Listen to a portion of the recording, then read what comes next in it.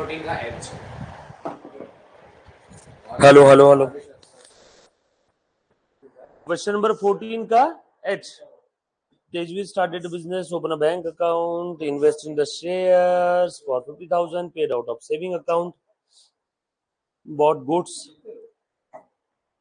Okay. Timber.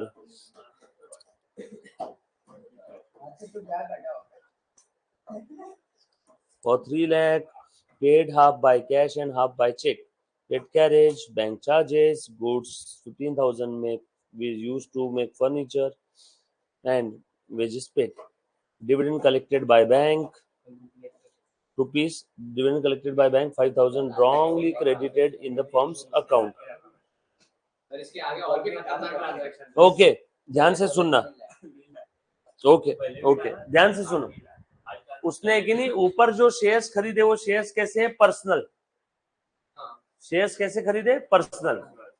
ये देख बेटा, ध्यान रख, ये मानस है और ये मानस की फर्म है, बिजनेस। मानस ने पर्सनली शेयर्स खरीदे रिलायंस कंपनी के। रिलायंस कंपनी ने डिविडेंड दिया तो मानस को पर्सनल डिविडेंड मिला, तो ये शेयर्स खरीदे, पर्सनल ट्रांजैक्शन है। मानस को डिविडेंड मिला रिलायंस कंपनी से, ये भी पर्सनल ट्रांजैक्शन है, बरोबर है। तो अब हुआ क्या, यहाँ पे एंट्री क्या आनी चाहिए थी? मानस के पर्सनल बुक्स में एंट्री आनी चाहिए थी, bank account debit to dividend. Manas के अकाउंटेंट ने गलती से वो डिविडेंड फर्म के अकाउंट्स में ले लिया। समझ में आया क्या? मानस के अकाउंटेंट ने वो डिविडेंड गलती से, मानस की पर्सनल इनकम थी ना, वो पर्सनल इनकम इसने गलती से फर्म के अकाउंट्स में क्रेडिट कर दी। वो इनकम कहाँ क्रेडिट होनी थी? इसके पर्सनल बुक्स ऑफ अकाउंट्स में, डिविडेंड में क्रेडिट होनी चाहिए थी। उसने, अकाउंटेंट ने, गधे ने गलती से क्या कर दिया? फर्म के बुक्स ऑफ अकाउंट्स में क्रेडिट कर दिया। समझ में आया क्या? रेक्टिफिकेशन ऑफ एरर में इस टाइप के सारे ट्रांजैक्शंस आएंगे। गलतियां सुधारना, रेक्टिफिकेशन एक टॉपिक है ना आप लोगों को, उसमें इसके अंदर में नहीं तो अब यहाँ पे कि नहीं फर्म के अकाउंट में ले लिया, तो उसने क्या किया? Bank account debit to dividend ये फर्म में कर दिया ऐसी एंट्री।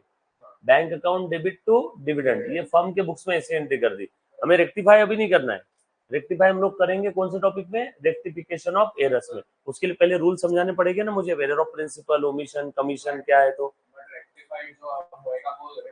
वो रिवर्स, हाँ बोलिए। कैंसिल तो नहीं कर सकते? नहीं, कैंसिल नहीं करते, बुक्स ऑफ अकाउंट्स में ऐसी खोड़-तोड़ नहीं होती। बुक्स ऑफ अकाउंट्स में रिवर्स एंट्री करना है। चलो बच्चों, हम लोग स्टार्ट करें क्या? आ जाओ यार, सब लोग साथ में हैं। थोड़ी बहुत चीजें समझ में आ रही क्या? जो इधर में क्या नाम है अपना, हाँ सूरज, आदित्य आए। आदित्य कल कहाँ था मुन्ना? भाई साहब, और कौन था कल बेसिक के समय? आप थे। थोड़ी बहुत एंट्रीज कैसे पास करते समझ में आ रही है मुन्ना? इधर आदित्य, अनु, एंट्री कैसे पास करते समझ में आ रही है? गायत्री, समझ में आ रहा है? और बेटा सुन, तू भी अभी आजा, सामने आकर के बैठ जा, इधर आजा, गायत्री बाजू में आजा बेटा। और एंट्रीज कैसे पास करते हैं? एंट्रीज के लिए 11th के लिए सेपरेट रजिस्टर मेंटेन कर। क्या है, अपना कोविड के समय रह गया था ना 11th का, तो इस कारण से अभी करना जरूरी है। जब तक 11th का नहीं होगा ना मुन्ना तेरा, तेरे को 12th का नहीं आएगा। और बता, तेरे को तो 11th की फीस दिए बगैर मैं 11th का फ्री में अकाउंट्स करवा रहा हूँ, तेरा है कि नहीं? बैठ,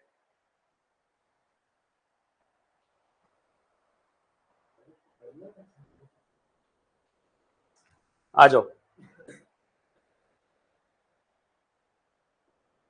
आज जीएसटी वाले ट्रांजैक्शंस देखेंगे हम लोग।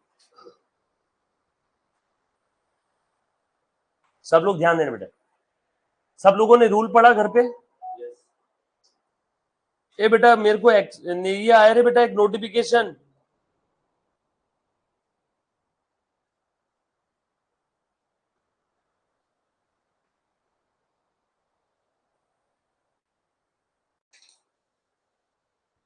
आ जाओ, कुछ जीएसटी के ट्रांजैक्शंस बताता हूं।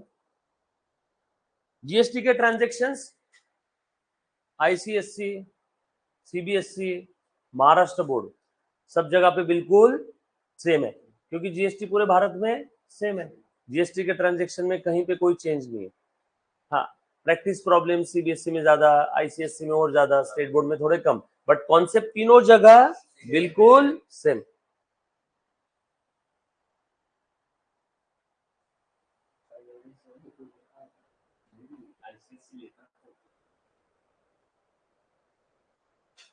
ICSE में था 11 मैं ICSE 11 में एक एडवांटेज है 12th में को मार्क्स इजीली मिले मतलब वो कैलकुलेटर यूज करना आईसीएसई में कैलकुलेटर अलाउड है? नहीं रे, कब हुआ ये? मैथ्स और कॉमर्स में आपको मैथ्स और अकाउंट्स में अलाउड है, अगर आपने साइंस लिया तो मैथ्स केमिस्ट्री फिजिक्स तीनों में। वायर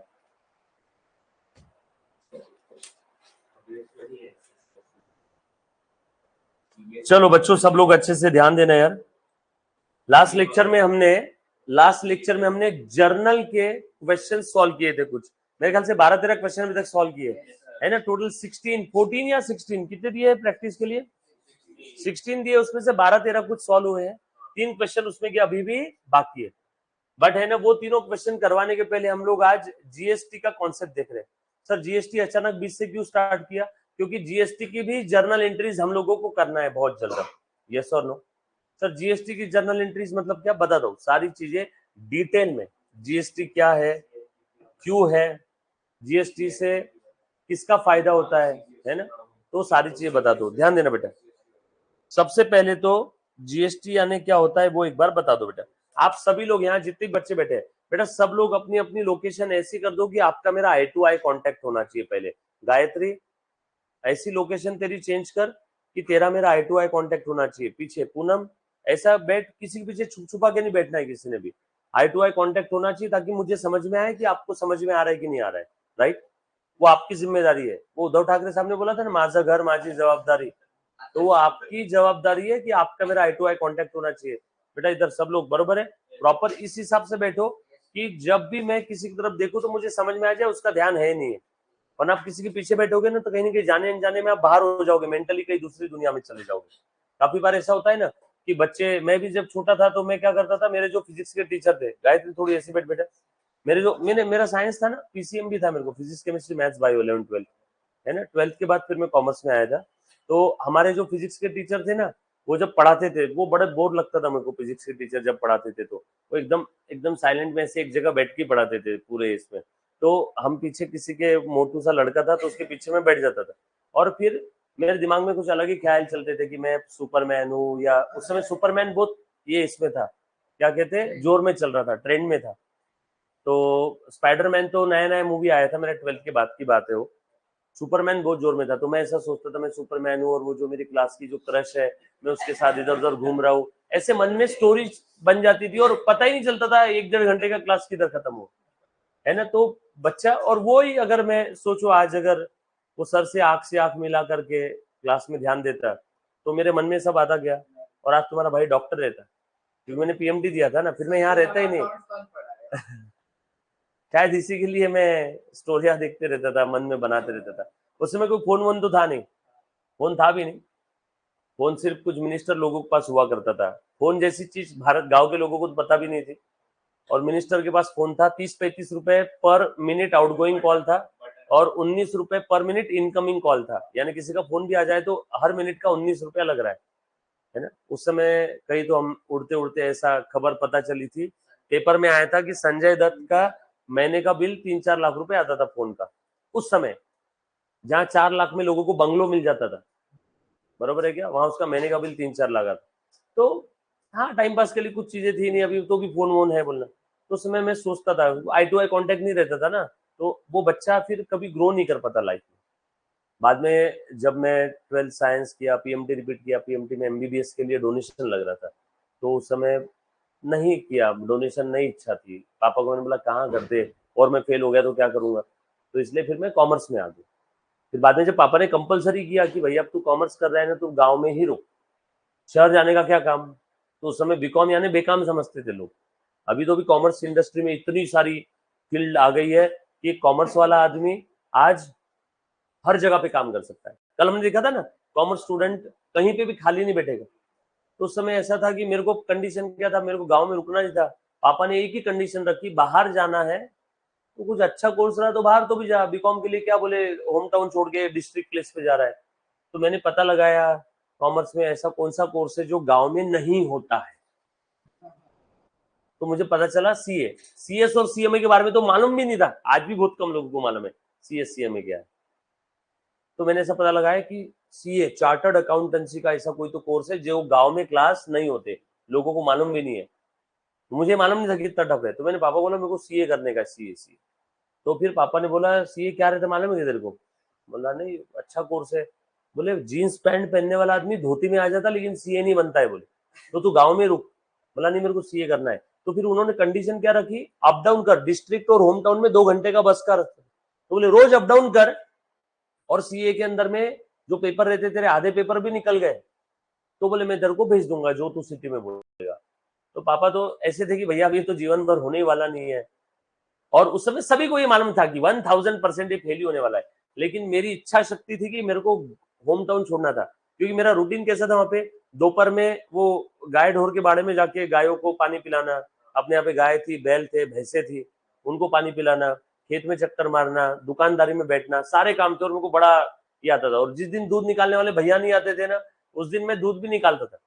2 गाय थी तो मैं जाता था और मेरा छोटा भाई भी था, वो दूध भी निकाल लेते थे, फिर वो गोबर वोबर भी उठा के रखना पड़ता था। तो वो सब चीजों से छुटकारा मेरे को पाना था। तो फिर मैंने अप डाउन करके सीए इंटर का परीक्षा क्लियर कर लिया, जो मैं मेरे गांव का पहला सीए हूँ। मेरे गांव में बहुत लोगों ने इतिहास में पिछले 30-40 सालों में सीए करने की कोशिश की, कोई बन ही नहीं पाया। तो मैं मेरे गांव का पहला सीए। तो ऐसे गांव में बैनर लगा था, मेन टावर चौक पे एक चौराहा होता है ना गांव में, मेन चौक, वहां पे बैनर लगा था। और भंडारा किया था पापा ने। भंडारा समझते हो क्या? लंगर खाना सबको। और फिर पापा ने बोला था तेरे को जहां जाना है वहां जा। तो फिर मैं अकोला गया। फिर मैंने अकोला में जब आया तब मुझे पता चला यार पुणे सिटी बहुत अच्छी सिटी है। मैं तो जीवन में आया भी नहीं था कभी पुणे। तो बाद में फिर पापा को बोला मेरे को पुणे जाना है। पापा बोले अब तू लंदन भी बोलेगा तो भेज दूंगा। हो गया, बोले तू पास। अब फाइनल में मैं पुणे आ गया था फिर। तो फिर तब मुझे समझ में आया कि यार अपन ने एक वो इच्छा शक्ति के कारण वो चीज कर डाली जो बहुतों के बस का नहीं था। तो फिर वहां समझ में आया कि पढ़ाई बहुत आसान है। क्या है, किताब लेके बैठना है, किताब में जो लिखा हुआ है वो अपने दिमाग में डालना है और पेपर में जाके उल्टी करना है। पहले खाना है साल भर और पेपर में उल्टी करना है। कोई रॉकेट साइंस है क्या? कोई तुमको अब्दुल कलाम साहब की तरह रॉकेट बनाने के लिए बोला है क्या किसी ने कि जा जाके रॉकेट बना? सबसे आसान काम दुनिया का अगर कोई है तो पढ़ाई, और सबसे मुश्किल काम अगर है कोई तो पैसे कमाना और मम्मी पापा की इच्छाओं पे खरा उतरना। पैसे कमाना सबसे मुश्किल है, वैसे उससे भी मुश्किल काम है किचन में काम करना 365 दिन बगैर सैलरी के। तुम से किसी की मम्मा को सैलरी मिलती है कि आपको टिफिन देने की रोज की? नो, किसी को भी सैलरी नहीं मिलती है। किसी मम्मा ने कभी सैलरी मांगी आपसे? मैं तो महीने के महीने रोज का खाना बना के दे रही हूँ, मैं घर का साफ सफाई कर रही हूँ, घर क्लीन कर रही हूँ, टॉयलेट बाथरूम साफ रख रही हूँ, तुमको उठा रही हूँ, सुबह सैलरी मांगी? तबियत खराब है तब भी खाना मिलता ही है ना। 365 दिन विदाउट सैलरी, वो सबसे मुश्किल काम है। सोचो ना, आपको अगर मैंने बोला कि काम करना है, सैलरी नहीं मिलेगी, छुट्टी भी नहीं मिलेगी, एक भी दिन तबियत खराब है तब भी नहीं, आप कर पाओगे क्या? तो वो काम मम्मी कर रही है, तो वो सबसे मुश्किल है। और सबसे आसान काम है पढ़ाई। दोस्तों के साथ चिल मारने मिलता है, बीच में ब्रेक्स है, रेसेस है, टिफिन, लंच, पिकनिक, ट्रिप, दोस्ती यारी, घूमो फिरो, सबसे आसान काम है। सबसे आसान, क्योंकि मेरे पास में तो 2 रास्ते थे भैया, कि एक तो खेती दुकान और वो गाय ढोर का बाड़ा जो था ना, और दूसरा था पढ़ाई। तो अपने पढ़ाई सिलेक्ट किया। तो पढ़ाई से समझ में आया कि आसानी से चीजें हो जाती। तो बस एक चीज ध्यान रखो। और 11वीं 12वीं तक के अपना क्यों नहीं था इतना, क्योंकि मेरा ध्यान खेल कूद में ज्यादा था। और मैं क्लास में जब बैठता था तो मैं टीचर से आई टू आई कॉन्टेक्ट नहीं रखता था, टीचर को कभी डाउट नहीं पूछता था, और मेरा उद्देश्य ही नहीं था पढ़ाई करने का 11वीं 12वीं तक। क्योंकि मुझे क्या लगा था कि भैया लाइफ सॉर्टेड है, पैसे मिलते हैं पॉकेट मनी से, तो लाइफ टाइम पॉकेट मनी पे। छोटा था ना मैं, उसमें ज्यादा समझ नहीं थी, पॉकेट मनी मिलती थी, है ना। मैं क्या सोचता था, जैसे लोग बोलते थे कि बारिश नहीं आ रही, बारिश नहीं आ रही, तो नल में तो पानी आ रहा है ना रोज, हम नल के पानी से जिंदगी निकाल लेंगे। फिर बाद में मुझे समझ में आया कि बारिश का पानी ही अल्टीमेटली कहीं ना कहीं जमीन के नीचे जाके नल में आता है। तब कनेक्शन लगा, समझ में आया क्या। ऐसा बोलते ना कुछ लोग कि किसान अनाज नहीं उगाएंगे तो खाएंगे क्या, हम आशीर्वाद का आटा लेके आके खाएंगे। और आशीर्वाद का आटा भी आता कहाँ से? आता तो किसानों से ही ना। तो थोड़ा सा सोच बड़ी रखनी होगी। जो चीज क्लास के अंदर में हो रही, सेम डे घर पे जाके सॉल्व करो। जो चीज मैं पढ़ा रहा हूं उसके बारे में सोचो कि ऐसा क्यों हो रहा है। और आपको अगर उस क्यों का जवाब नहीं मिल रहा है तो मुझे अगले दिन परेशान करो कि सर वो क्यों हो रहा है, हमें समझ में नहीं आया। आप जितना ज्यादा मुझे डाउट पूछोगे, जितना मुझसे बात करोगे पूनम, जितना ज्यादा बात करोगे, जितना ज्यादा डाउट पूछोगे, उतना आपका भला होगा। यस और नो? तो जब भी आप पढ़ाई करते हो, पढ़ाई में सिर्फ है ना, अगर कोई बच्चा आज तक, अगर ऐसा लोगों की नजर में कोई बच्चा आज तक डब्बू रहा होगा, ऐसे लोग कहते हैं, मेरे हिसाब से कोई बच्चा डब्बू नहीं होता है, उसका दिमाग कहीं और ज्यादा चलता होगा, पढ़ाई में नहीं। तो लोग, दुनिया वाले उसको क्या बोलते हैं कि ढ है, कोई ढ नहीं रहता। ढ कौन है? सिर्फ मतिमंद बच्चा जो मेंटल हॉस्पिटल में। बाकी कोई यहाँ पे मेंटल हॉस्पिटल वाला है क्या? नो। तो सब उतने ही इंटेलिजेंट है। सिर्फ इतना है कि कोई बच्चा पढ़ाई करता है तो पढ़ाई में इंटेलिजेंट है, कोई बाकी काम में इंटेलिजेंट है, कोई सपने देखने में इंटेलिजेंट है, कोई घर के काम करने में इंटेलिजेंट है। तो आपने करना क्या है, जो क्लास के अंदर में सेम डे पढ़ा रहा हूं। और हाँ, ढ बच्चे को होशियार बनने में कितने दिन का समय लगता है? हार्डली 2 महीने। उसको जब वो पहली बार पढ़ाई करना स्टार्ट करेगा तो हर वर्ड के लिए उसको डिक्शनरी ओपन करना होगा, थोड़े से आंसू आएंगे, शरीर के हर छेद से पानी निकलना शुरू हो जाएगा, इतनी हालत खराब हो जाएगी। होने दो 2 महीने, सिर्फ 2 महीने का सफर है ढ को मेरिट स्टूडेंट बनने में, ऑल इंडिया मेरिट बनने में 2 महीने का समय लगता है ज्यादा में ज्यादा। हर चीज पढ़ना होगा, लिखना होगा, नहीं आ रहा फिर से लिख, नहीं आ रहा फिर से लिख, नहीं आ रहा फिर से लिख, नहीं आ रहा फिर से लिख, फिर से लिख, लिख लिख के खत्म हो गया काम। मतलब बैठ बैठ के पिछवाड़े पे फुंसी हो गई तो चलेगा, पर उठना नहीं जगह से। सुसु भी जगह पे करना, समझ में आया क्या? पर उठना नहीं, ये जिद रखनी होगी तो बिल्कुल पॉसिबल। जब तक वो चीज नहीं आती तब तक प्रैक्टिस करते रहो पागल की तरह। लोग पागल बोलेंगे, एक ही चीज बार बार लिख रहा है, लिख लिख बार बार लिख। कोई थ्योरी याद नहीं हो रही, 100 बार लिख दो। इस ब्रह्मांड में तुमसे अच्छा कोई बोल ही नहीं पाएगा तुमने अगर 100 बार लिख दिया तो। सर 100 बार लिखने में कितना टाइम लगता है? बस यही हार गए तुम। जिस समय तुमने सोच लिया बाप रे सर इतना लिखने में कितना टाइम लगेगा, अरे बाबा तुमने जैसे सोच लिया ना तुम हार गए। अरे लिखना शुरू तो करो, पेन की रिफिल खत्म हो जाएगी, होने दो, दूसरा पेन लेके बैठो, एक जगह बैठे रहो। जब तक वो चीज होती नहीं तब तक उठना नहीं। समझ में आएगा? थोड़ा सा मिलिट्री डिसिप्लिन रखना होगा, और ये सिर्फ 2 महीने का ही है, बाद में तुम्हारे लिए रूटीन वर्क है। मेरा कई सालों से शेड्यूल कैसा रहा है, सुबह 7:30 बजे घर से निकलता हूँ, रात में 9 बजे आखिरी लेक्चर रहता है। अभी तुम्हारा यहाँ पे है तो पहले प्रेस्टीज पॉइंट पे रहता था। मेरा रोज का 12-13 घंटे का कैमरा टाइम है, 12-13 घंटे। रात में 1-1:30 बजे सोता हूँ, फिर वापस 6:30 बजे उठता हूँ, 7:30 बजे निकलता हूँ। ये पिछले 1-2 साल से शेड्यूल है। अब हुआ ऐसा है कि बॉडी के अंदर में कुछ तकलीफें शुरू हो गई नींद कम होने की वजह से, तो इसका इलाज देखेंगे, कुछ तो क्या कर सकते हैं। एक आधा रात में 1 घंटा जल्दी सो जाना, सुबह 15 मिनट जल्दी उठ के वॉक पे चले जाना, बट अपना शेड्यूल डिस्टर्ब नहीं होने देना। ये शेड्यूल है, और अब मेरे लिए एकदम normal casual schedule, non stop lecture, non stop lecture. Subject अलग अलग है, अकाउंट्स है, एफएम है, ओसीएम है, 11 का मैथ सब चालू हो जाएगा तब ये 9 का 9:30 हो जाएगा। यस और नो? सब्जेक्ट्स अलग अलग है, सी इंटर का अकाउंट, फाइनल का अकाउंट, फाउंडेशन का अकाउंट, 11th का अकाउंट, 12th का अकाउंट, 12th का ओसी, 11th का मैथ्स, सीएस एग्जीक्यूटिव का अकाउंट, सीएस एग्जीक्यूटिव का एफएम, सीएस डबलईटी का बिजनेस एनवायरनमेंट, सीए फाउंडेशन का account at Swapnil Patni class, CA foundation का account at Institute of Chartered Accountant of India.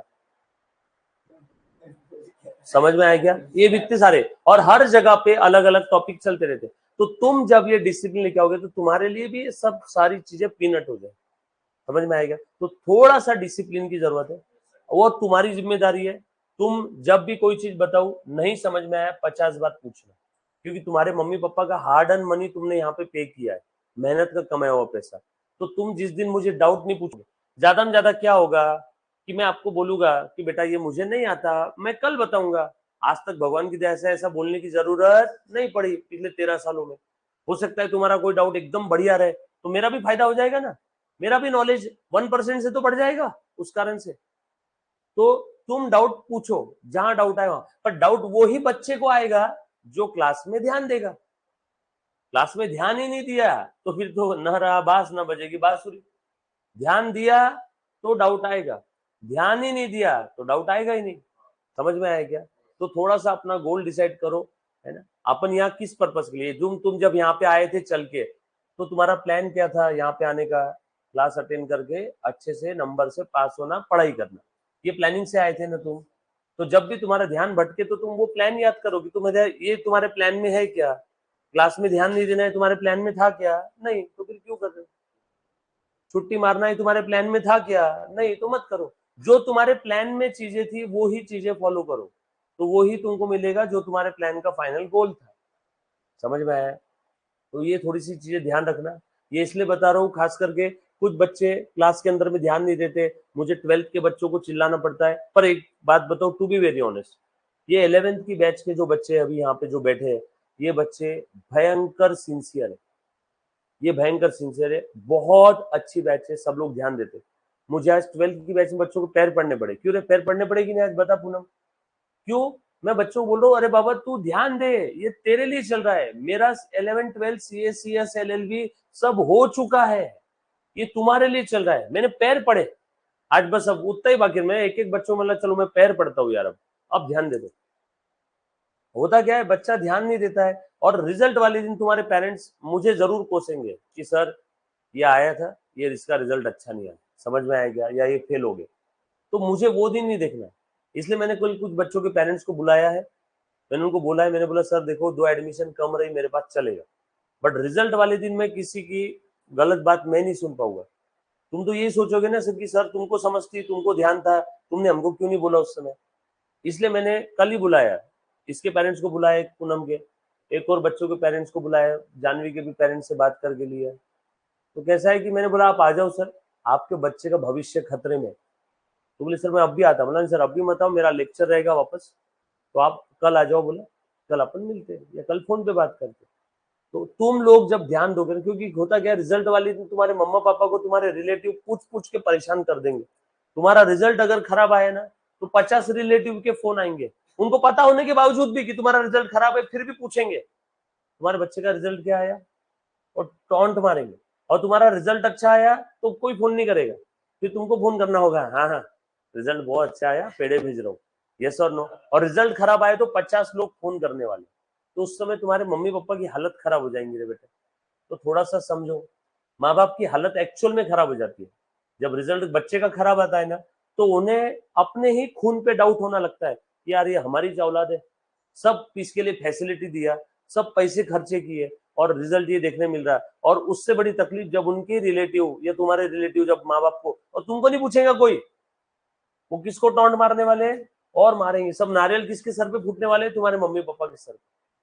हमने तो पहले ही बोला था तुम्हारा लड़का ढ है, क्यों पढ़ा रहे उसको, समझ में आया क्या। सोचो तुम्हारा बच्चा है, तुम एक बाप बन गए एक बच्चे के, और तुमको अगर किसी ने बोल दिया हमने तो पहले ही बोला था तेरा बेटा ढ है, कितना बुरा लगता होगा। तो थोड़ा सा वो चीज समझो, जब तक चीज होती नहीं तब तक वहां से उठो मत जगह से। इसलिए मैं तुम लोगों को बोल रहा हूं कि तुम बैठो एक्स्ट्रा। 12th वाले बच्चों को बोल के रखा है, एंट्रीज नहीं आती बैठो। आज 12th वाले बच्चों को बोला है तुमसे 5 गुना तेज 11वीं के बच्चे हैं जर्नल एंट्रीज बताने में। अब तुम क्या जर्नल एंट्री पहले से सीख के आए थे क्या, 10th में जर्नल एंट्री थी क्या, ये तुम्हारी मेहनत थी, तुम अभी से करे ना। तुमने हर एक चीज में डाउट पूछा, हर चीज में तुमने लिख करके देखा, तुमको आ गया। वही 12th वाले बच्चों को एंट्रीज बताना पड़ता, क्योंकि 12th वाले बच्चे अभी फर्स्ट टाइम आए। इसलिए ना ये थोड़ा सा रहता है, बच्चों का एक थोड़ा एटीट्यूड चेंज हो जाता है। बच्चा वो उसको मेंटेलिटी नहीं है, उसका टारगेट क्या है, बस मुझे अभी थोड़ा सा देखना है, पासिंग निकालना है और आगे बढ़ जाना। उस चक्कर में अगर एक आध सब्जेक्ट भी रह गया ना 12th का, और अकाउंट्स का पेपर रह गया, अकाउंट्स में गलत हो गए 2-4 सम 20-20 नंबर के, 15-15 12-12 नंबर के, क्या करोगे। तो वो थोड़ा सा ध्यान दो, वहां थोड़ा सा दिल दुखता है। ये अभी का प्रवचन देने के पीछे की वजह बस इतनी है, थोड़ा सा तुम क्लास में ऐसा बैठो, तुम्हारी जिम्मेदारी है, डाउट पूछना तुम्हारी जिम्मेदारी है, डाउट सॉल्व करना मेरी जिम्मेदारी है। तुम पूछो तो सही, समझ में आया क्या। और डाउट पूछने के लिए तुमको ध्यान देना होगा, समझ में आएगी बात सभी को। आ जाओ चलो हम लोग स्टार्ट करें बेटा, मुन्ना प्लीज ध्यान दे, जीएसटी में स्टार्ट करो बेटा। हम लोग जर्नल एंट्रीज के बीच में अभी जीएसटी का पहले कॉन्सेप्ट पढ़ रहे हैं, क्योंकि जीएसटी की काफी सारी जर्नल एंट्रीज हम लोगों को आने वाले 1-2 दिन सॉल्व करना है ना, जर्नल एंट्रीज पास करना है। पहले जीएसटी क्या होता है वो एक बार देखो, गुड्स एंड सर्विस टैक्स। ये जीएसटी आया कहां से पहले एक बार समझना। पहले था वैट, वैल्यू एडेड टैक्स, उसके अलावा था service tax. Value added tax किस पे लगता था, गुड्स पे। सर्विस टैक्स किस पे लगता था, सर्विसेज पे। यस और नो, सर्विस टैक्स किस पे लगता था, सर्विसेज पे। तो होता क्या था, अलग अलग टैक्सेस थे, टैक्स कैलकुलेट करने में माथापच्ची, टैक्स कलेक्ट करने में माथापच्ची, पे करने में तकलीफ, तो सभी को तकलीफ थी। तो सरकार ने क्या किया बेटा, इन सारे टैक्स को कंसोलिडेट कर दिया। कब किया ऐसा, 2015 से चालू हो गया था, लेकिन फाइनली लागू कब हुआ? 2017 में। 2017 में, नहीं 17 में लागू हुआ ना यार जीएसटी। जीएसटी स्टार्टेड फ्रॉम 1 जुलाई 17। 1 जुलाई इसलिए मेरे को याद है क्योंकि मेरे एनिवर्सरी की भी तारीख 1 जुलाई है। ये सर दो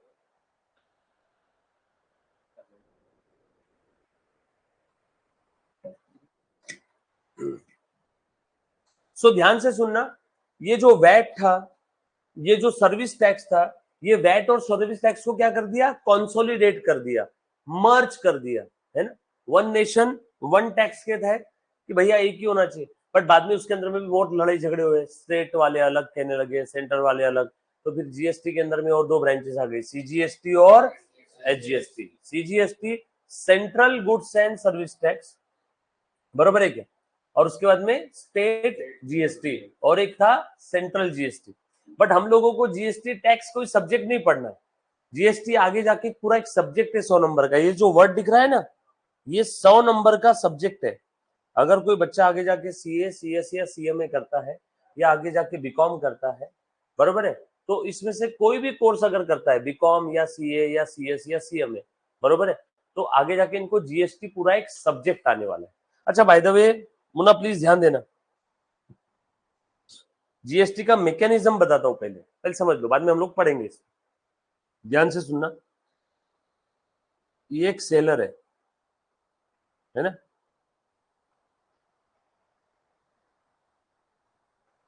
इसने कैलकुलेटर सेल किया, कैल्सी 100 रुपए का कैल्सी है, राइट। ध्यान से सुनना, मैं अभी सीजीएसटी जीएसटी बाइफरकेशन नहीं कर रहा हूं, बस मैं जीएसटी लिख रहा हूं अभी, ठीक है। बाद में आपको जैसे आपकी एक लेवल अप हो जाएगी तो उसके बाद हम लोग बाइफरकेट करके लिखेंगे। ये 100 रुपए का कैल्सी है, ये कैल्सी है, देखो कस्टमर को बेच रहा है, कस्टमर आ गया, कस्टमर को कैल्सी बेच दिया, कैल्सी सोल्ड फॉर ₹100, और ये कस्टमर ने इसको कितने दे दिए? 100 रुपए दे दिए। बड़ी आज तक सुखी जिंदगी चल रही थी। और इसने कैल्सी खरीदा कितने का था? इसके लिए कैल्सी की कॉस्ट थी 80 और इसने बेचा कितने में? 100 में। बोलो प्रॉफिट कितना कमा लिया?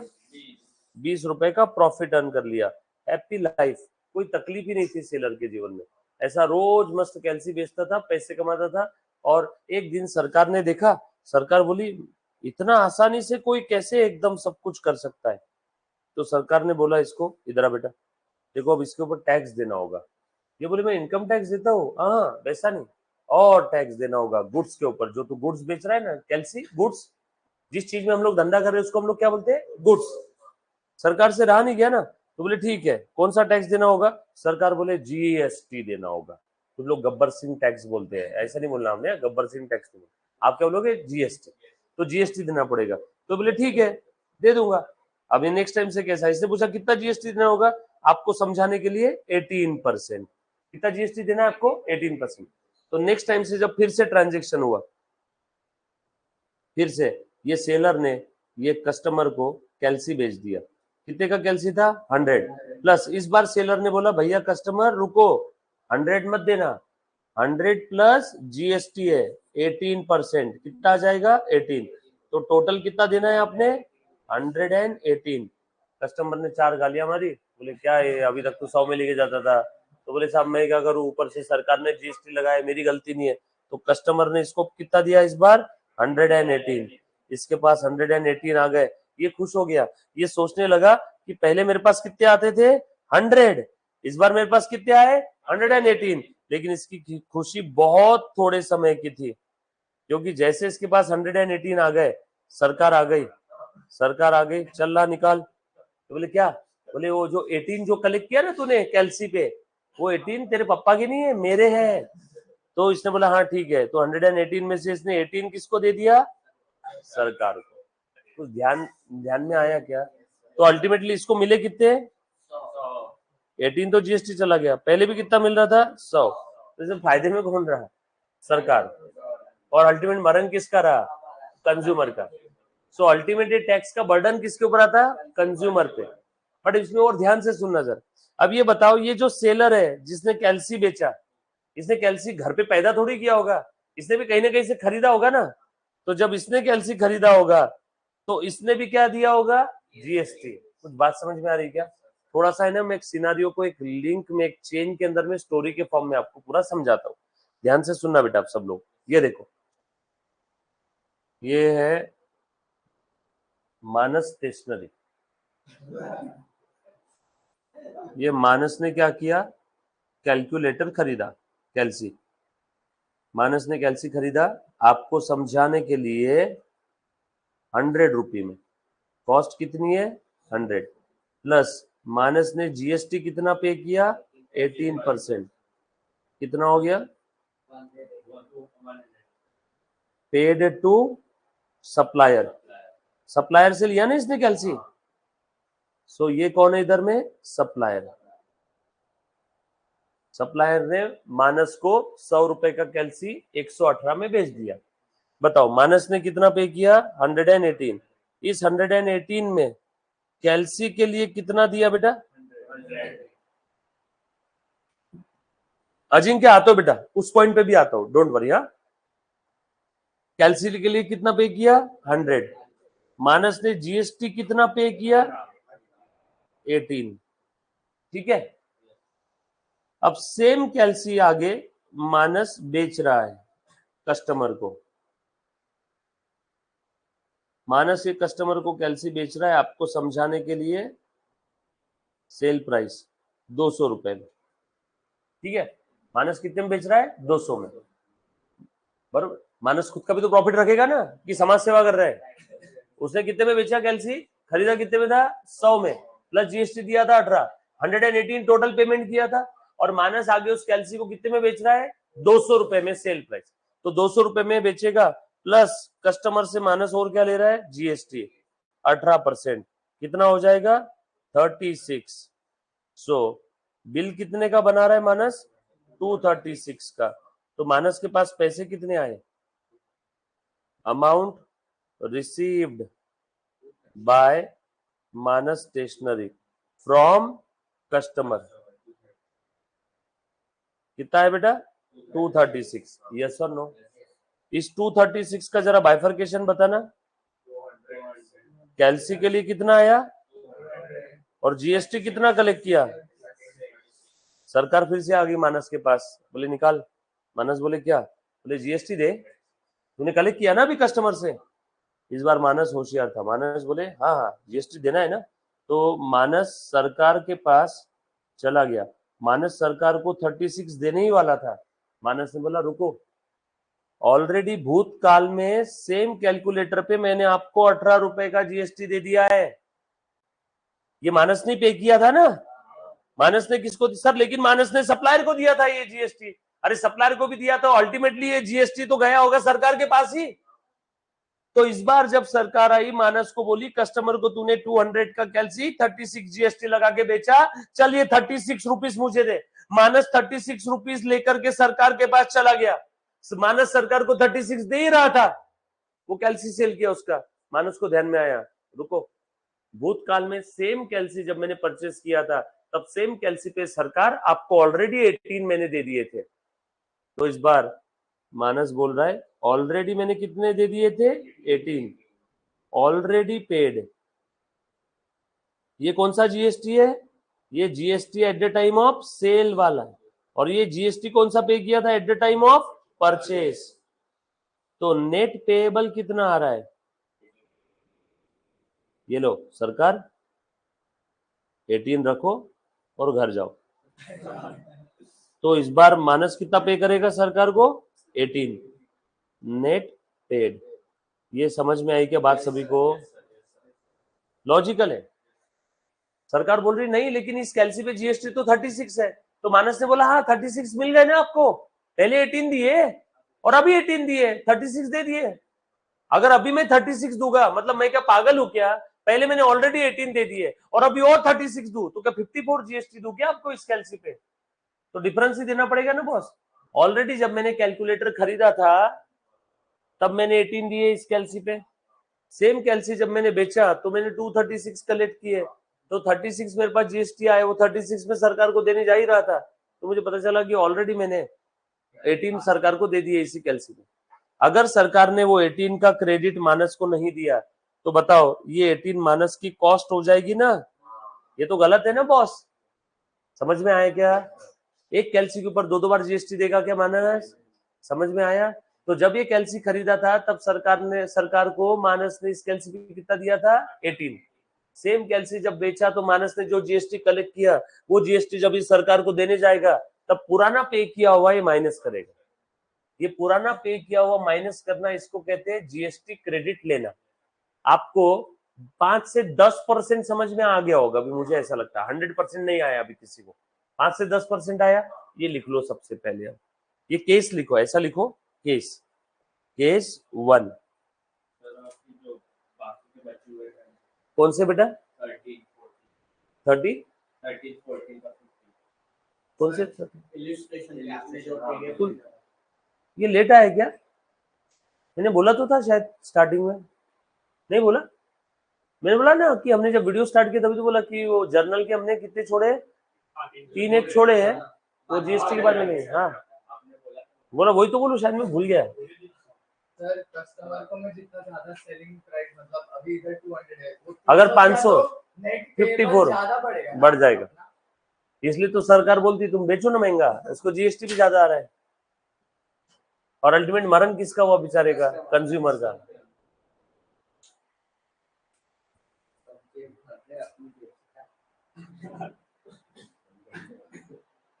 इसलिए तुमको मालूम है क्या, जैसे एक सेकेंड ना, इसलिए मैं एक सेकेंड,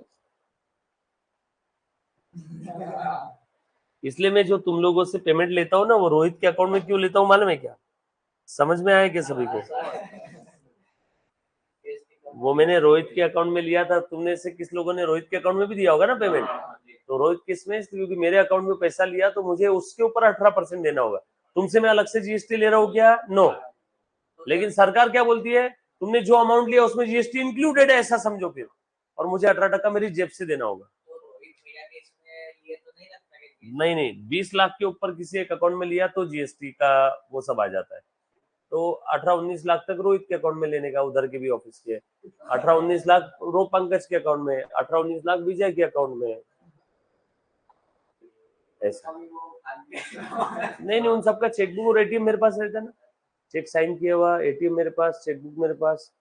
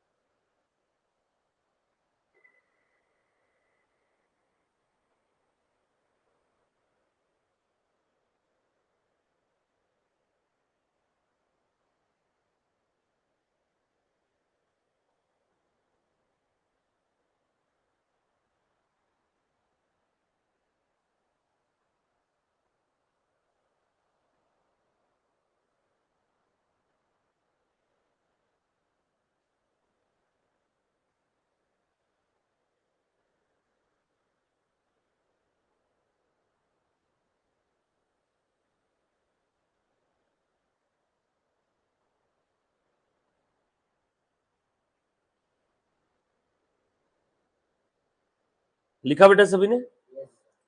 ओके, आ जाओ, ध्यान दो बेटे सब लोग।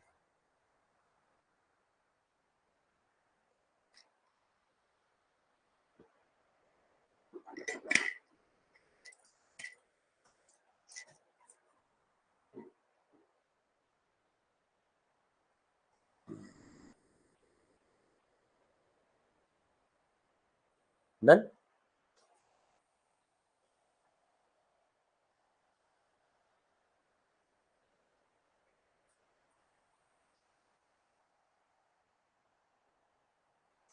इसमें अभी डेबिट क्रेडिट का कुछ नहीं, बस पहले मैकेनिज्म समझना है, बाद में इसको डेबिट क्रेडिट में लैंग्वेज में उस लैंग्वेज में ढालेंगे, है ना।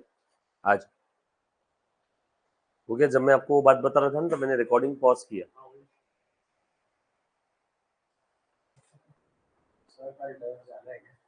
क्या बोले? कल नहीं, अपने टफ्स की बात करके रखी है, जो अपने कृष्णा सर है ना, वो एक अपने पहचान का है। ये कमिंग वीक के अंदर में, वीकेंड में नहीं जाना, टफ्स बहुत महंगे रहते, वीकडे के अंदर में अपने को मिल जाएगा, तो अपने पास क्या है, अपन वीकडे में जाएंगे ना। हाँ, बात करके रखिए, कब जाएंगे, मस्त 2-3 घंटा खेलेंगे, पसीना बहाएंगे बॉडी से। अरे मैं सालों हो गया यार, मतलब मेरी इच्छा बहुत है जाने की, जाना ही। कोविड के पहले गया था 1-2 बार उधर में क्लास के बच्चे, पर उधर में बच्चे वैसे 200-200 बच्चों को ले जाना बहुत मुश्किल है, वो तो मतलब ही नहीं है। और कुछ बच्चों को लेके गए तो उनको बुरा लगता है ना, बाकी बच्चों को। इधर जा सकते हैं, अपने बराबर प्रॉपर टीम भी हो जाएंगी 5-5 लोगों की। चलो, लिखा रहे मुन्ना सभी ने? आ जाओ, अभी ध्यान देना, वन बाय वन प्लीज ध्यान देना बेटा। देखो, so GST basically stands for goods and service tax. Exam के अंदर में जो पहले नंबर के क्वेश्चन में जो आपको ऑब्जेक्टिव टाइप क्वेश्चन आते हैं ना, है ना, सभी को आएंगे, तो उसके अंदर में कुछ कुछ चीजों का फुल फॉर्म पूछेंगे, like gap, GAAP gap, generally accepted accounting principles. बोलो बेटा, जनरली एक्सेप्टेड, बोलते जाओ, जब भी मैं बोलने का तो पूनम यार तू बोलती नहीं। हाँ बोलो, क्या है जनरली, जोर से। देखा ये बच्चे कितने फटाफट से जवाब देते, तू देगी नहीं तो उनको कैसा अच्छा लगेगा, 12th के बच्चे जवाब नहीं दे रहे। बोल, हाँ क्या रहेगा, जनरली, जनरली, ट्राई कर, घबरा मत, जनरली एक्सेप्टेड अकाउंटिंग प्रिंसिपल्स, बराबर है। GAAP, GST, goods and service tax, yes और no. IFRS, international financial reporting standards, Ind AS, Indian accounting standard, AS accounting standards, ऐसे काफी सारे फुल फॉर्म्स आएंगे, लिखने की भी जरूरत नहीं है, आगे सब समय समय पे बताऊंगा। अभी बस आपके जीवन में पहले फुल फॉर्म कौन सा है बेटा, GST, goods and service tax. Before GST every state had a variety of taxes levied, यानी taxes levied at different stages, levy यानी लगाना, जैसे टोल लेविड, टोल वाला आपको टोल चार्जेस लगाता है ना, जैसे सरकार टैक्स लगाती है तो टैक्स लेविड, लेविड यानी लगाना, यस और नो। आप किसी मॉल के अंदर में जाते हो तो पार्किंग चार्जेस लेविड, यस और नो। आप कहीं पे भी जाते हो तो आपके ऊपर जो चार्जेस लगते हैं तो चार्जेस लेविड। मिनिमम बैलेंस के नीचे बैंक में अकाउंट, अगर अकाउंट बैलेंस आ गया तो बैंक चार्जेस लेविड, लेविड यानी लगाना। बोल बेटा, किसमें? नहीं नहीं, कस्टम ड्यूटी है ना, है। चलो आ जाओ, ध्यान देना बेटा। So goods and service tax, आगे बोला है बिफोर जीएसटी एवरी स्टेट, हर स्टेट के अपने अलग अलग टंटे थे, हर स्टेट अपने अपने हिसाब से चार्जेस लगाती थी, जो कि गलत था, वैसा नहीं होना चाहिए था, वन नेशन वन टैक्स होना चाहिए। आ जाओ, गुड्स, जीएसटी क्या बोल रहा है, before the GST every state had variety of taxes levied at different stages of the trading. Different stages of the trading मतलब क्या, ध्यान से सुनना, पहले डबल टैक्सेशन भी होता था। मैंने एक माल खरीदा, इसके ऊपर मैंने वैट पे किया, सेम माल मैं आगे बेच रहा हूँ, इसके ऊपर वैट कलेक्ट किया, वो भी वैट दे रहा हूँ, वही सेम माल आगे जा रहा है, वो आगे माल किसी को बेच रहा है, वो वैट कलेक्ट कर रहा है, फिर से वैट सरकार को जा रहा है। क्रेडिट का इतना पहले सिस्टम नहीं था, तो डबल टैक्सेशन काफी जगह पे आ जाता था, एक ही गुड्स के ऊपर बार बार टैक्स भी दिए जा रहे हैं, यस और नो। तो पहले वाला जो सिस्टम था उसके अंदर में काफी खामियां थी, इसीलिए वेराइटी ऑफ द टैक्सेस को इन्होंने कंसोलिडेट करके एक सिंगल टैक्स रिजाइम लेके आया, जिसका नाम क्या है, GST, यस और नो। प्लीज ध्यान देना, taxes that existed before were excise duty, custom duty, VAT, value added tax, entertainment tax, central sales tax, central sale tax CST, central sales tax CST, service tax, service tax कौन लेता है generally, service tax कौन लेता था, teachers, doctors, lawyers, CA, CS, CMA, जो service दे रहे हैं वो सब क्या लेते थे, सर्विस टैक्स, और जो माल बेच रहे हैं वो क्या लेते थे, वैट। उसके बाद ऑक्ट्रा है, ऑक्ट्रा है लोकल टैक्सेस। पहले क्या होता था मालूम है क्या, अगर कोई इंसान मंचर का है, उसने मंचर में या फिर अपने वाई में या महाबलेश्वर में स्ट्रॉबेरी की खेती किया, स्ट्रॉबेरी ट्रक में भर के पुणे में लेके आ रहा है, पुणे में स्ट्रॉबेरी बेचने के लिए, तो पुणे लिमिट के बाहर वो लोकल टैक्सेस ऑक्ट्राय देने पड़ते थे, अब वो सब बंद हो गए। अब कोई लोकल टैक्सेस नहीं है, अब कोई ऑक्ट्राय नहीं है, बरोबर है क्या? कुछ कुछ चीजों के लिए ऑक्ट्राय है अभी भी, वो डायरेक्टली पीएमसी में जाकर के पावती फाड़ लो, कोई दिक्कत नहीं है। बट काफी सारे लोकल टैक्सेस जो गुड्स बेचने पर देने पड़ते थे ना, वो सब बंद हो गए। अब सब क्या आ गया? जीएसटी। यस और नो? आ जाओ।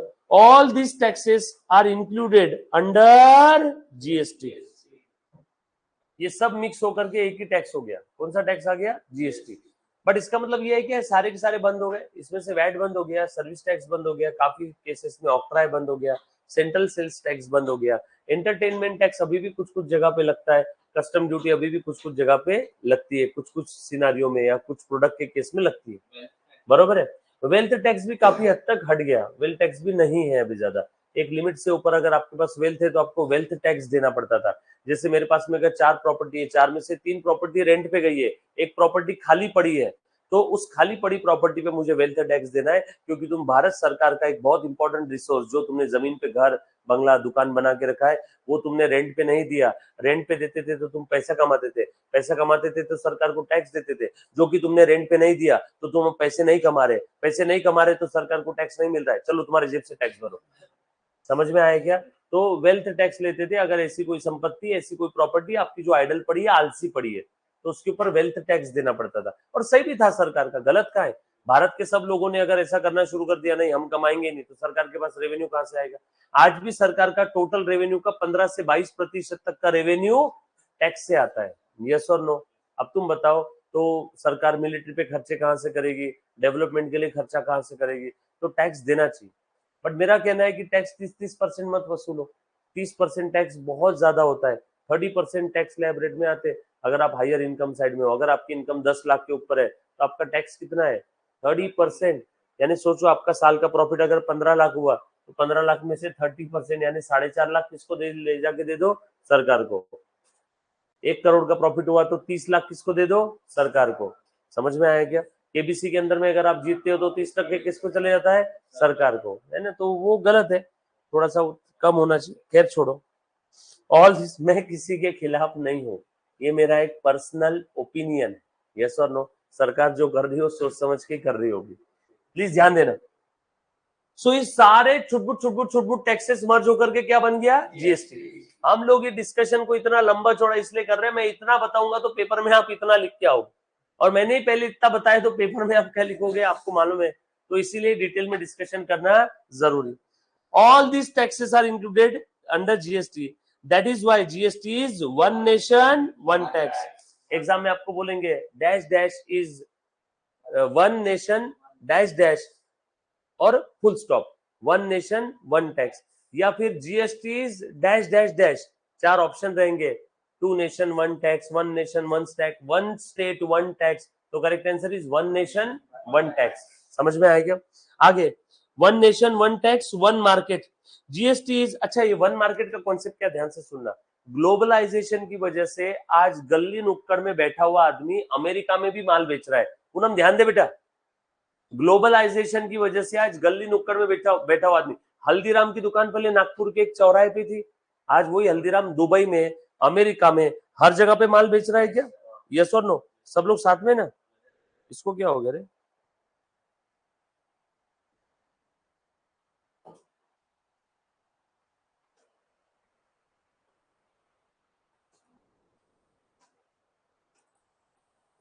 एक सेकेंड ना बच्चों, हेलो हेलो,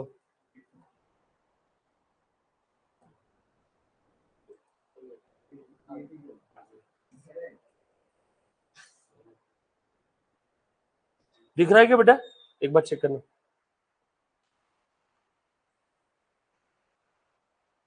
आ जाओ।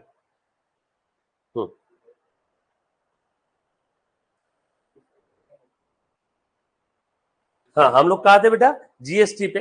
सो ध्यान देना बेटा, GST basically goods and service tax. पहले काफी सारे जो टैक्सेस थे, individual excise duty, custom duty, VAT, entertainment tax, GST, ये सब मर्ज होकर के एक टैक्स आ गया। कौन सा? जीएसटी। जीएसटी ही हमारा one nation one tax one market है। हाँ, वन मार्केट यानी क्या? ग्लोबलाइजेशन की वजह से आज गली में बैठा हुआ आदमी अमेरिका में भी माल बेच रहा है।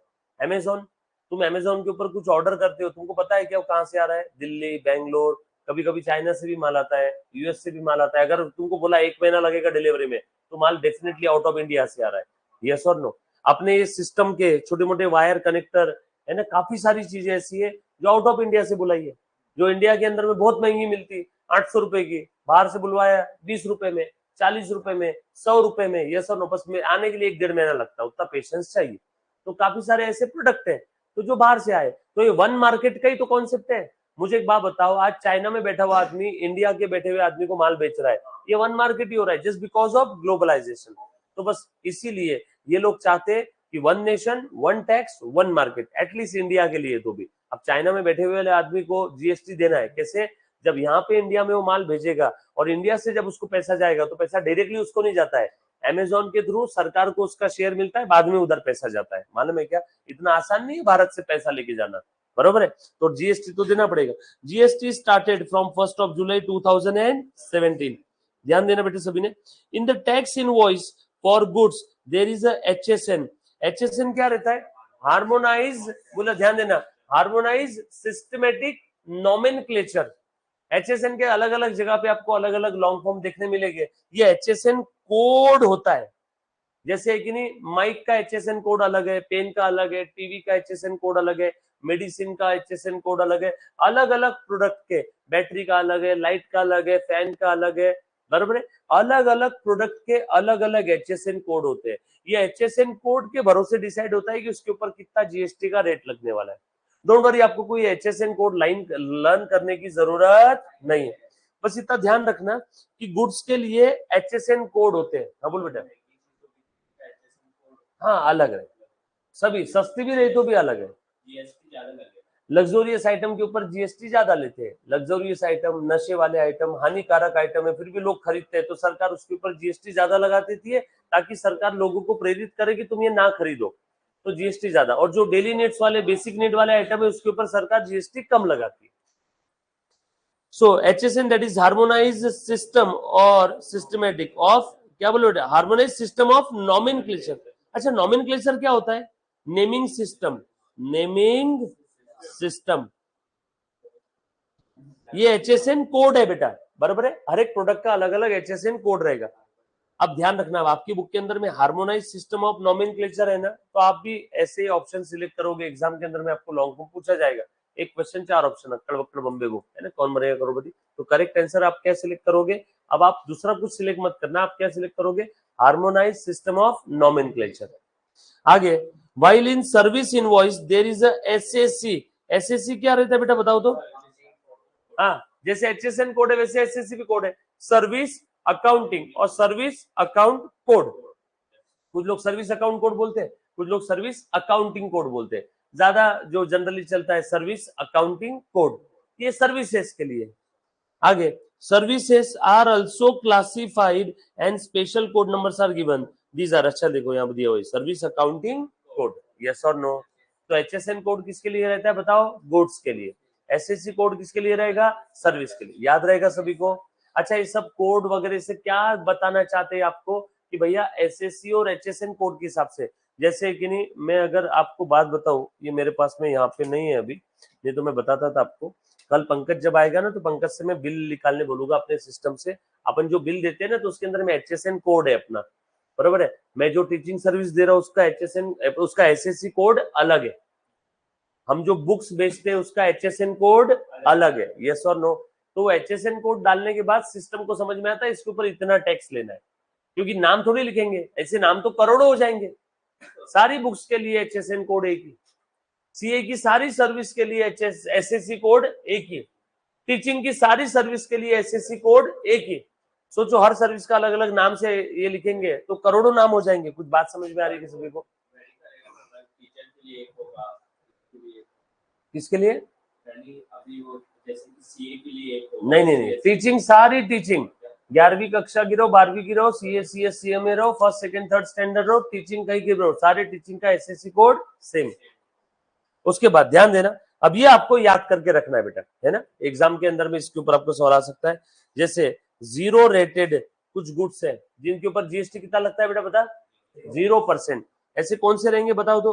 कॉमन सेंस, मतलब सरकार इसके ऊपर कमाना ही नहीं चाहती है, सरकार इसके ऊपर कमाना ही नहीं चाहती। मतलब डेफिनेटली एक ऐसे आइटम हो गए बेसिक नीड वाले, इंसान जिसके बगैर जिंदा नहीं रह सकता, या फिर डेली नीड्स वाले आइटम हो गए, यस और नो, जो रिक्वायर्ड आइटम है, लग्जोरियस आइटम नहीं है। चलो देखो तो कौन कौन से goods, essential commodities like food, grains, fruits, vegetable, milk, salt, है ना, अर्थन पॉट्स। अर्थन पॉट्स क्या रहता है बेटा बताओ, है ना, मिट्टी के बर्तन बोलो, पर मिट्टी के अंदर में तुम वो मत लगाना तुम्हारे नक्शी वगैरह किए हुए एकदम एंटीक मिट्टी के बर्तन ले रहे कहीं मॉल से जाके, उसमें जीएसटी लगेगा।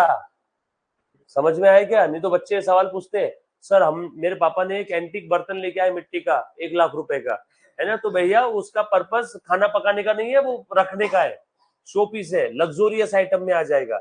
समझ में आया क्या? तो नेचर ऑफ द गुड्स भी देखना जरूरी है।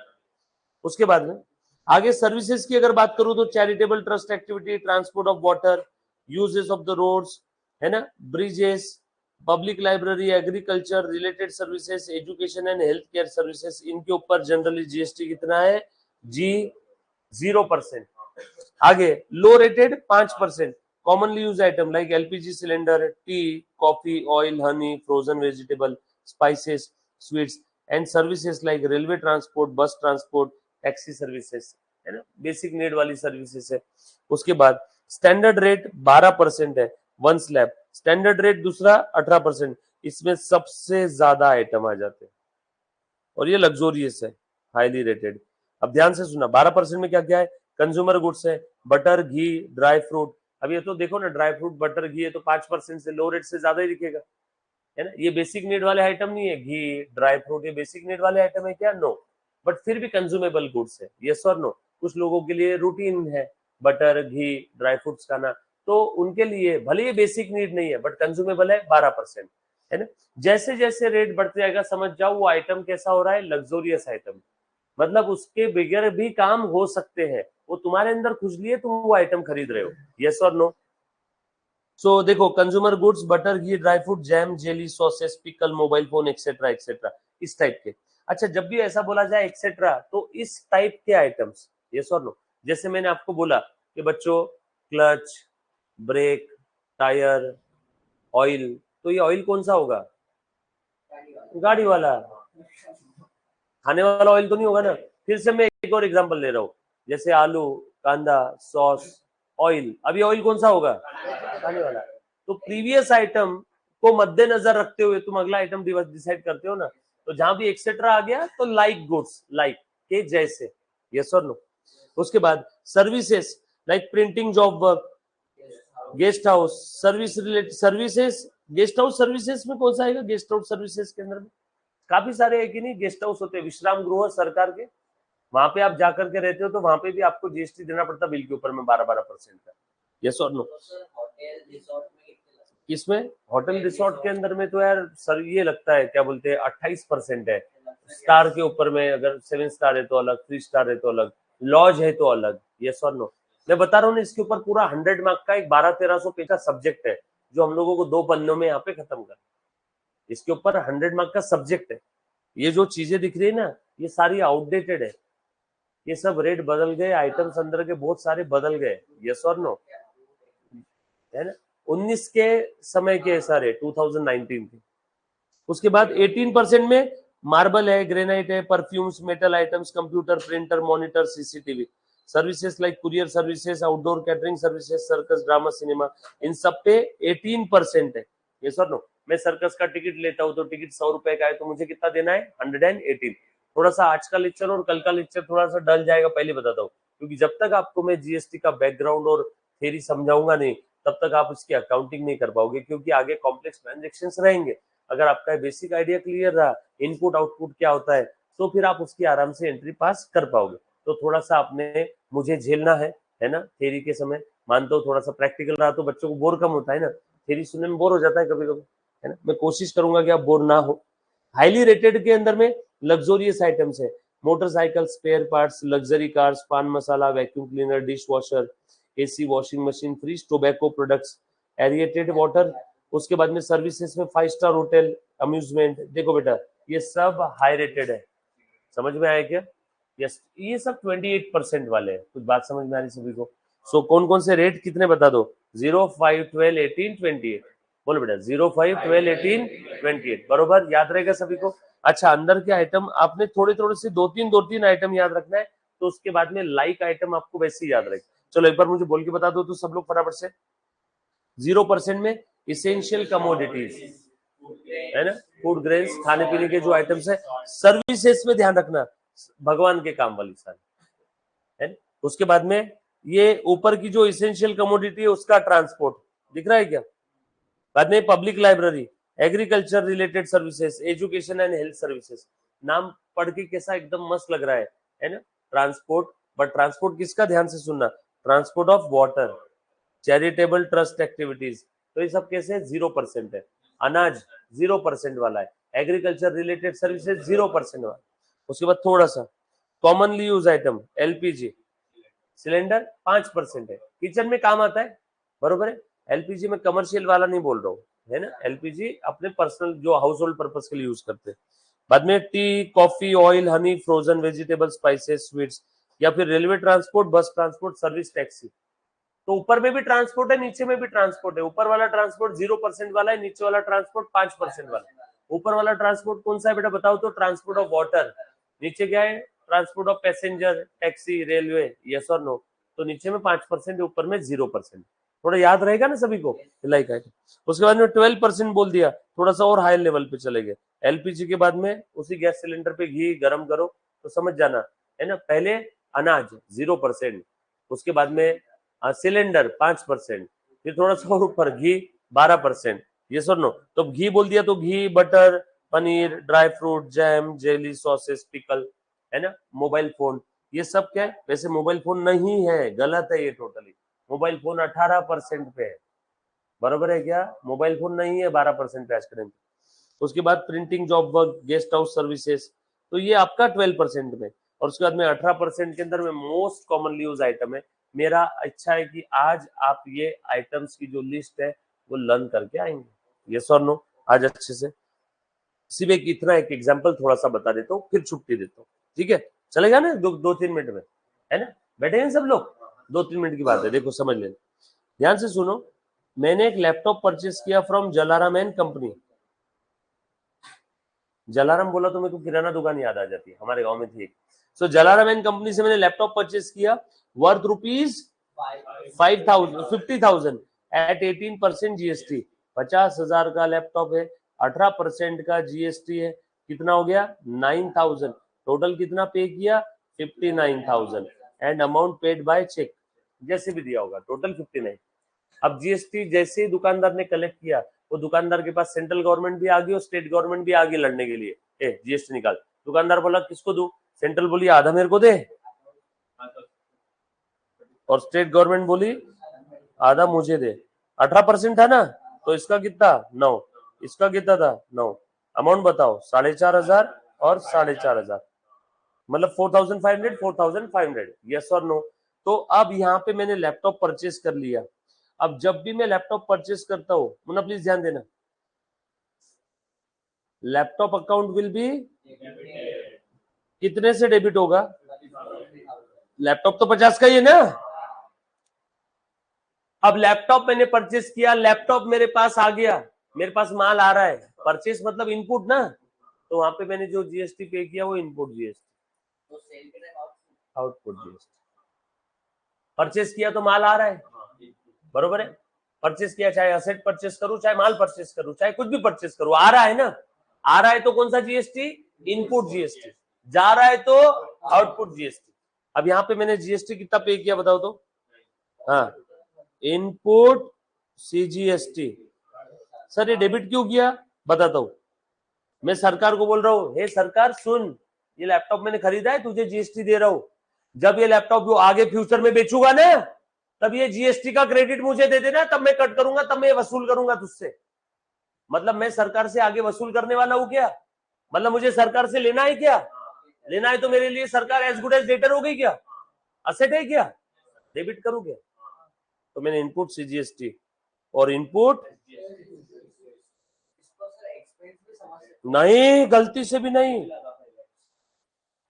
मैं अगर बिजनेस कर रहा हूं तो मेरे लिए एक्सपेंस नहीं हुआ, मैं जो जीएसटी सरकार को दे रहा हूं, मेरा सरकार के पास 9,000 पड़ा है।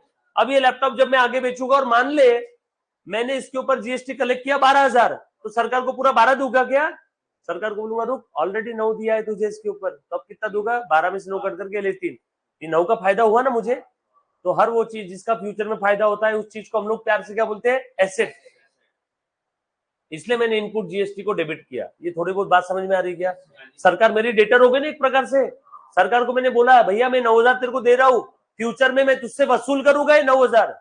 जब ये लैपटॉप में आगे बेचूंगा, कस्टमर से जीएसटी कलेक्ट करूंगा, तब मैं पूरा जीएसटी नहीं देने वाला हूं, ये 9 कट करूंगा। तो मतलब मुझे इस 9 का फ्यूचर में फायदा मिलेगा ना, मतलब मेरे लिए रिसीवेबल है ना, रिसीवेबल है तो असेट है ना, असेट है तो डेबिट बैलेंस है।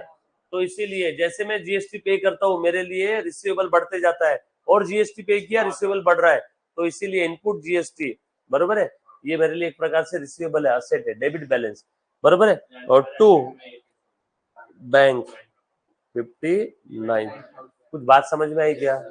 बरोबर है। बाकी और हम लोग डिटेल के अंदर में इसको देखेंगे tomorrow. Thank you very much guys, love you all, take care, bye. Sir वो ऊपर स्लैब बना, स्लैब पे किसको था किसमें बेटा? वो जो इन्होंने स्लैब दिए ना 12, 18, 28% के, अब वो हाई रेट के स्लैब है। अब ऐसा है कि जैसे कि नहीं कोई इंसान 5 लाख रुपए तक के इनकम कमाता है तो 0 टैक्स स्लैब पहला, 5 लाख से 8 लाख तक की इनकम कमा रहा है 10% टैक्स स्लैब दूसरा। जैसे नीचे एक स्लैब दिया तो स्लैब के ऊपर पहला माला, ये स्लैब के ऊपर दूसरा माला। तो जब कभी भी आइटम्स को 2 ग्रुप में बांटना है तो वो स्लैब बोलते हैं उसको। पर अभी शायद 2 लाख के ऊपर लगता है। क्या बोले? अभी शायद 2 लाख नहीं इनकम टैक्स 5 लाख तक।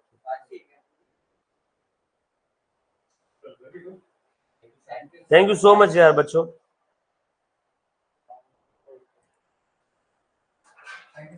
Thank you.